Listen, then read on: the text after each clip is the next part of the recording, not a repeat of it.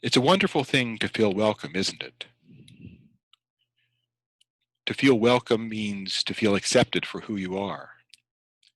It means to feel valued. And there are very few things nicer than that. Today's gospel is all about welcome. Welcome was very important to Jesus. For him, welcoming another meant much more than simply opening the door to them. That's because basically welcome is a matter of attitude. It is a way of approaching not only people, but even reality as a whole.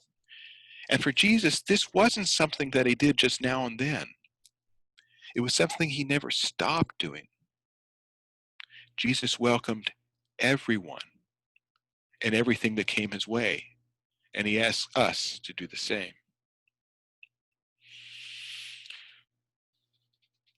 You know, according to the theologian Martin Buber, there are two ways to approach the world about us. The first is as an it. To see something as an it is to view it merely as a thing, to regard it as something completely apart from us. It is to treat it simply as a tool, a means to an end, something to use and then discard. It has no intrinsic worth, no value in itself. We can regard the world that way. We can also regard people that way. And believe me, there is no welcome there. That's one approach, but there is an alternative. There is a second way to view the world about us and the people in it. That's to look upon all you encounter not as an it, but as a thou. Of course, we almost never use the word thou these days. That's too bad, really, because in withdrawing that word from our language, we're depriving ourselves of a marvelous means to understand this second way of approaching things. Thou used to be the way we would address those who were especially close to us, those to whom we had opened our hearts, those we most valued. People used to address their parents as thou, for example, as well as their children, then their friends. And of course, they'd address God that way too. To address someone as a thou is to welcome them, to truly welcome them. It is to honor them. It is to fully accept them for who they are. There are two ways to approach the world then, as either it or thou. This distinction can be applied to anything, but it becomes especially critical when applied to people.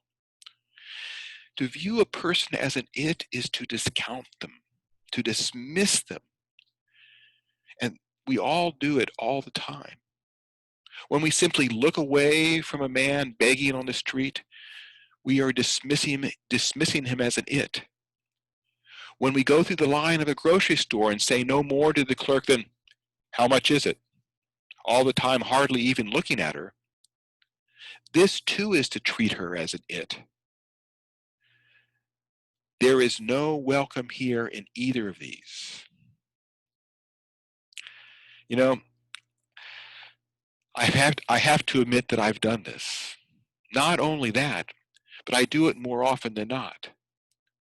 In the course of a day, there are just so many people who come and go briefly in my life, or they used to come and go before all this began. And most of them I hardly acknowledged at all. I would treat them as an it. And yet every one of them is a child of God. Each is a human being with troubles and hopes all their own, which I in no way honored. I didn't welcome them at all. Sometimes I wonder, is it really even possible to welcome people this way? To treat even people we meet briefly as a thou? Then I remember, I've actually seen it done.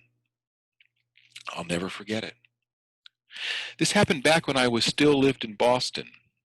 The fact that it took place in Boston is important because this incident occurred just a few days before Christmas. And in Boston, Christmas always means snow. And that winter, it meant a lot of snow. So there it was, shortly before Christmas, and it was snowing heavily. The thing was, I had a pile of final packages to mail, presents that would be late, but still had to be sent. I had to get them to the post office. Luckily, the post office had a small local branch just a few blocks from my apartment, so I didn't have to drive in the blizzard. I could walk. I bundled up warmly and gathered my packages and set out, bowing my head against the blowing snow as I carried my load across one street and then down the next. At last I came in sight of the post office, but seeing it, my heart sank. A line of customers was down the street. What's going on, I thought. This branch typically had only 2 clerks, so I expected that there'd be a wait this time of year, but nothing like this. I joined the queue, shifted my packages to redistribute the weight, and turned my back to the wind. Around me, people were stamping their feet to keep warm and muttering angrily about postal incompetence. I kept silent, but I wasn't happy either. It took about 20 minutes for my part of the line to slowly move inside. I went through the door with relief, only to find that I still had some 30 people ahead of me. I looked over to the counter to see what the delay was and discovered the problem. There was only one man behind the desk. This post office generally had 2 clerks, and even then there were delays. But today of all days, probably among the busiest of the year, there was only one. I shook my head in exasperation. I wasn't alone in my frustration either. In fact, as far as I could tell, everyone in line that day was in a pretty foul temper. There seemed to be more anger in the room that day than oxygen. It was unspoken, but as tangible as the cold outside. Everyone simply stared at the lone man behind the counter in silent fury as the puddles from the snow melting from our boots slowly grew larger and larger. So intense was the mood of suppressed rage, in fact, that it took me a while to see that those who had returned from the counter were, after leaving their packages to be mailed, were behaving very differently from the rest of us. Person after person took their turn before the busy postal clerk. And when they turned to leave, they were smiling. At first I thought that was just because they were relieved to finally get the job done. Only slowly did I realize that it was more than this. It wasn't simply that these people were smiling. They actually seemed jubilant. Some were even laughing. Clearly something else was going on. Finally, I took a really good look at the man behind the counter. The first thing I noticed was how open and friendly he seemed. Warm and receptive did he appear, in fact, that as they approached him, I actually saw people hesitate, as if the cutting remark they had been about to make suddenly seemed out of place to them. As the line inched closer, I began to hear more and more of the exchanges. Typically, they went something like this. "What's going on anyway?" the customer would begin angrily. "It's pretty crazy just having one clerk on a day like today." "I'm very sorry you had to wait," the man behind the counter would reply. "Our other employee is out sick. I'd be glad to help you, though." "And there's no one else?"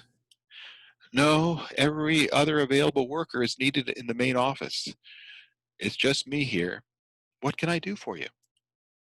Oh, it's such a bother because these packages have to go out as soon as possible. They really need to get there on time. Well, let's see what we can do about them. I can tell they're pretty important. Who are they for?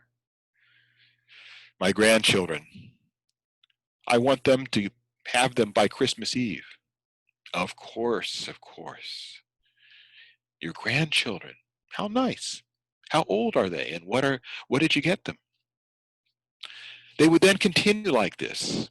While the postman worked, rapidly weighing the packages and adding postage, he continued to draw the other out. He smiled and laughed at what he was told, and soon the other was laughing too. So that by the time they were done, each customer seemed strangely reluctant to leave, while never for an instant slowing what he was doing. The man behind the counter managed to truly welcome each person that stood before him, acknowledging their concerns, then slowly getting to know them, while all the time honoring them for who they were. By the time it was my turn, I had grown pretty curious about how the guy managed it and what it was that allowed him not only to remain so cool and collected in the midst of such initial hostility, but to continue to treat each person with such respect that they came away transformed. At last it was my turn. People been giving you a hard time? I asked the clerk as I put my packages on the counter. Oh no, not really, he said.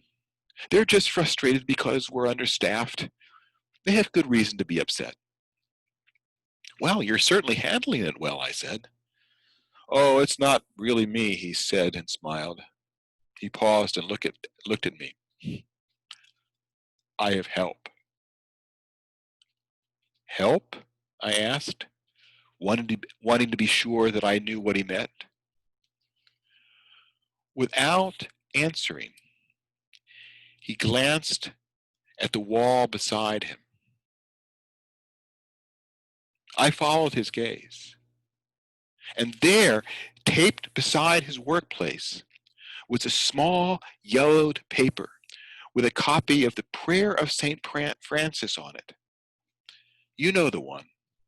Lord, make me an instrument of your peace. Where there is hatred, let me sow love. Where there is injury, pardon. Where there is doubt, faith. Where there is despair, hope. Where there is darkness, light. And where there is sadness, joy. That one. I turned to gaze at him. He just smiled at me and shrugged. There was nothing more to say. I understood perfectly. His help came from God. This was truly the welcome that Jesus taught. I nodded and picked up my receipt for my packages. I see, I said. God bless you, my friend, and Merry Christmas.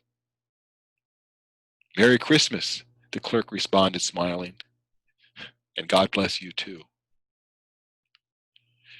When I turned to go, I was smiling too, just like all the others. Amen.